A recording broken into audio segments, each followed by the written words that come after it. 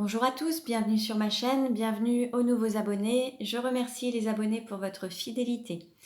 Je vous retrouve aujourd'hui pour un tirage astrologique simplifié pour les personnes du signe du Lion, de l'ascendant ou du signe lunaire, pour connaître la tendance sur le mois de mars. Pour cela, je vais utiliser différents oracles.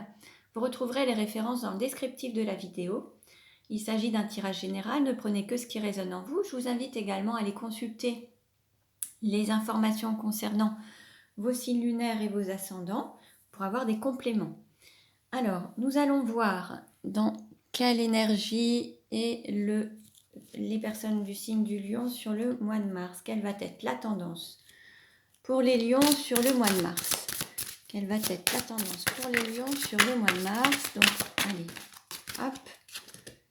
Alors, on a deux cartes qui ont sauté. Acceptation, tempérance et succès et victoire.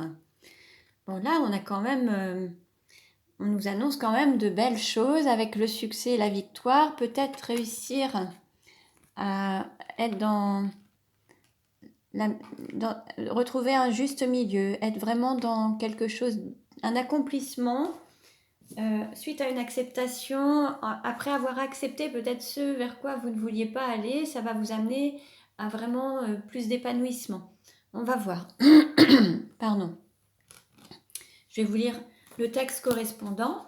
Donc, alors, nodise, contrainte et épreuve, elle signifie besoin. Elle nous suggère de connaître nos besoins, de briser nos habitudes. Elle est associée au feu du sacrifice. Nodise symbolise les obstacles, la fatalité. Elle désignera les étapes où nous aurons l'impression d'être impuissants sans libre arbitre. Et numéro 36, Sowilo. Sowilo signifie soleil, mais elle symbolise aussi la foudre. Elle est la source de toute vie et de toute lumière, symbole de force, de joie et de prospérité. Elle nous indique les victoires, les succès, les étapes franchies. Symbolisant le soleil, elle est l'éveil, la volonté profonde des héros. Très beau message. On va compléter. Alors, quelle tendance pour les lions sur le mois de mars? Quelle tendance pour les lions sur le mois de mars? Hop. Alors, on nous parle de sagesse. Lorsque le cœur parle, il éveille les bons sentiments, raison et honnêteté. Bon, là, il va falloir faire preuve de sagesse, écouter sa sagesse, son guide interne, pour pouvoir faire les bons choix. Alors, je vais vous lire le texte. La carte de la sagesse désigne notre capacité à voir avec les yeux de l'âme, à être impartial, et sage face aux difficultés. Elle nous invite à être dans les bons sentiments, à incarner la paix. Cette carte nous indique que tout a une raison et que le plus difficile est de comprendre l'enseignement caché derrière les coups du sort. Apprendre de ses expériences. Niveau sentimental, cela désigne une personne réfléchie et sincère qui est capable d'une grande écoute, qui sait entendre raison, prodiguant des conseils éclairés. Au niveau professionnel, la carte sagesse nous pousse à peser le pour et le contre, à relativiser. Elle nous demande aussi de voir les choses de manière sincère, d'être honnête envers nous-mêmes. Dans le domaine spirituel, la carte de la sagesse nous interroge sur notre capacité de réflexion.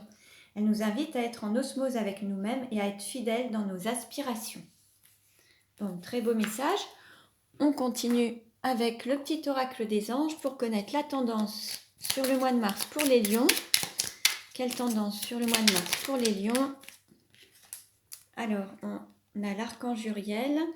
On nous dit une magnifique transformation spirituelle s'opère en ce moment dans ta vie et dans ton monde.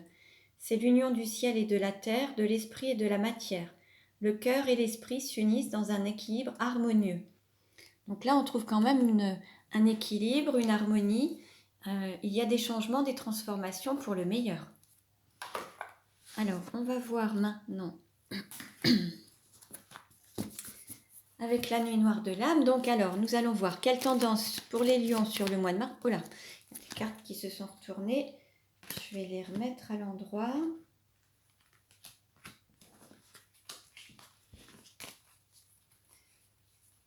Voilà. Alors, quelle tendance pour les lions sur le mois de mars? Quelle tendance pour les lions sur le mois de mars? Alors, on a celle-ci.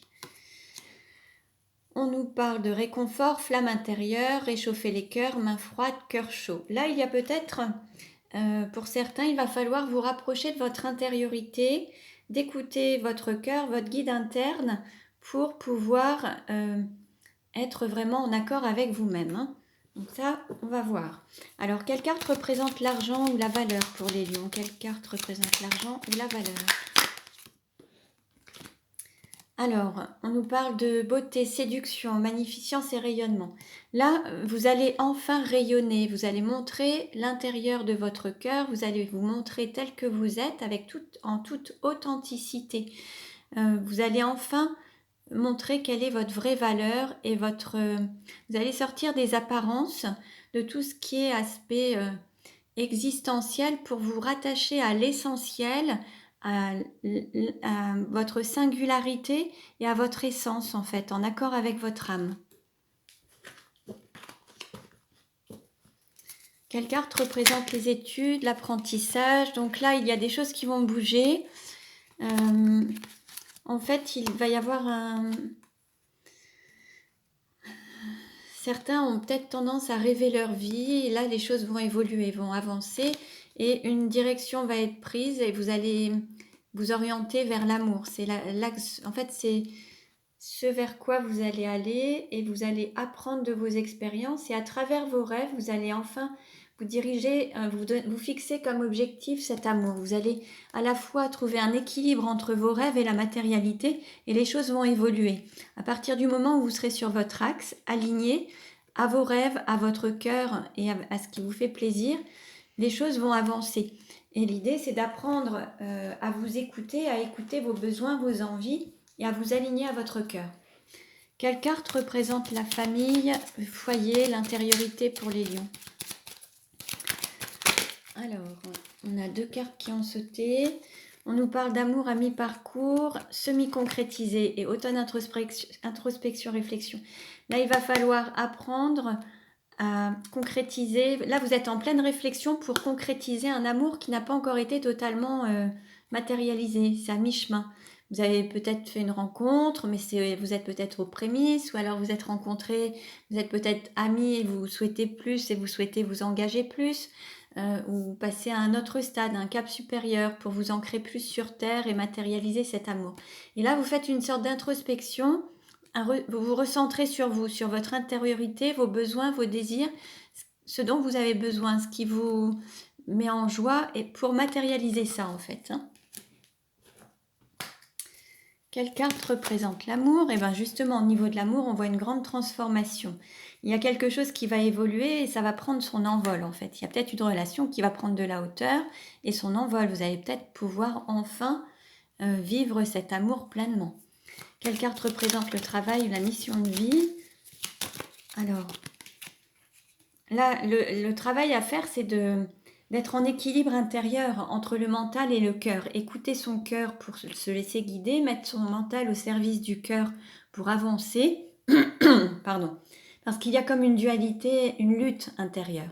Et là, pour être vraiment sur sa mission de vie, il faut vraiment écouter son cœur et trouver un accord. Donc, il va falloir peut-être faire un travail en développement personnel, un travail personnel sur cette dualité. Vous pouvez vous faire accompagner.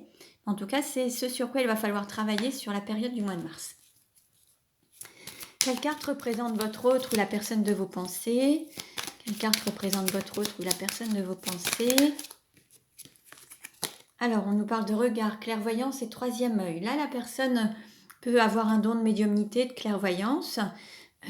Cette personne va poser peut-être un regard neuf, ouvrir les yeux sur la situation, ne plus voiler la face et être vraiment au clair avec la situation. Se montrer aux yeux des autres, a peut-être envie de montrer votre relation à tous ou d'ouvrir voir la situation sous un autre angle. C'est possible également. Quelle carte représente la sexualité? Quelle carte représente la sexualité?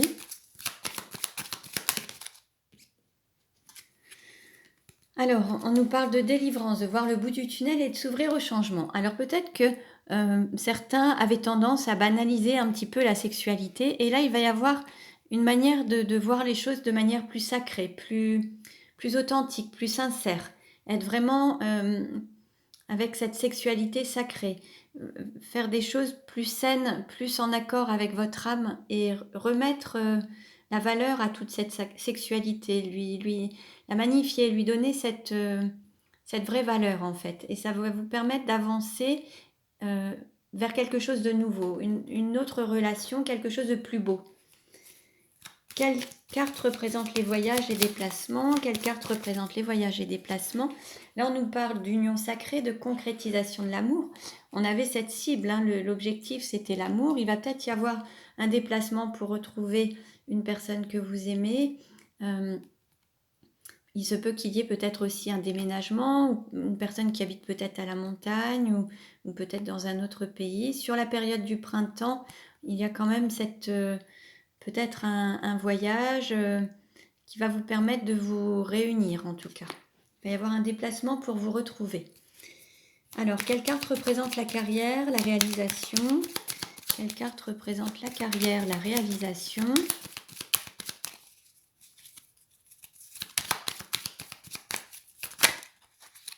Alors, trop de cartes ont sauté. Je vais en prendre qu'une seule s'il vous plaît. Quelle carte représente la carrière? Voilà.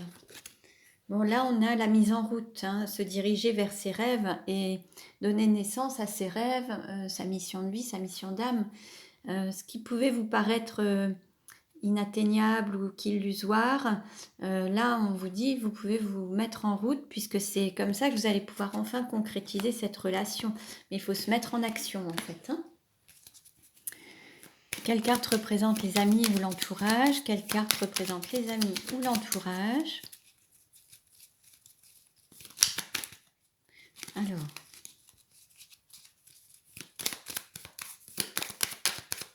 allez, je demande une carte pour représenter les amis ou l'entourage. Alors là, il y a quelque chose qui va se manifester rapidement.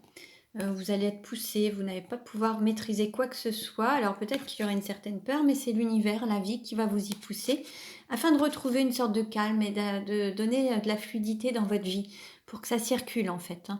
Il y avait peut-être des blocages, mais là, on va dire que la vie va vous pousser à agir, à avancer et aller dans le sens du courant en fait. Et cesser peut-être d'aller à contre-courant, mais là c'est vraiment, là vous êtes sur votre chemin et vous allez avancer un peu en flèche. Hein. Ça va être très rapide. Alors, quels sont les obstacles et les défis à relever? Quels sont les obstacles et les défis à relever pour les lions? Quels sont les obstacles et les défis à relever? Alors, on nous parle de début, d'incarnation et de commencement. Alors, il y a peut-être une difficulté à démarrer quelque chose, à être vraiment en accord avec soi-même et à démarrer sa mission de vie, sa mission d'âme. C'est peut-être la difficulté, ça va être peut-être de débuter quelque chose, alors une relation, un projet, quelque chose qui vous tient à cœur et c'est d'être en accord avec soi-même pour que tout se manifeste et démarrer quelque chose en fait. Ça peut être, voilà, être dans le commencement et de votre mission de vie et de votre mission d'âme. Alors ça peut être aussi bien au point de vue relationnel, mais ça peut être aussi au niveau professionnel. Là, il y a un démarrage à faire et c'est pas évident. Il va falloir dépasser ses peurs, les peurs liées au mental et écouter son cœur en fait. Hein. Donc voilà, allez, je vais demander une carte pour la conclusion. Pour les lions, pour le mois de mars, quelle carte? Alors, on a deux cartes qui ont sauté. Blessure, passion destructrice et intelligence du cœur. Voilà, donc là, en fait, il va vraiment falloir écouter son cœur, avoir conscience de ses sentiments, ne plus se voiler la face. Peut-être guérir ses blessures aussi liées à certaines relations peut-être du passé dans lesquelles ça vous a un petit peu blessé, fait mal. En fait, vous avez peut-être fermé un petit peu votre cœur suite à ça. Le fait de guérir ces blessures, ça va vous permettre de redonner une priorité au cœur et d'avoir conscience à la fois de l'amour et de vos sentiments, alors avec envers d'autres personnes, mais déjà l'amour que vous pouvez vous porter à vous-même en fait. Hein.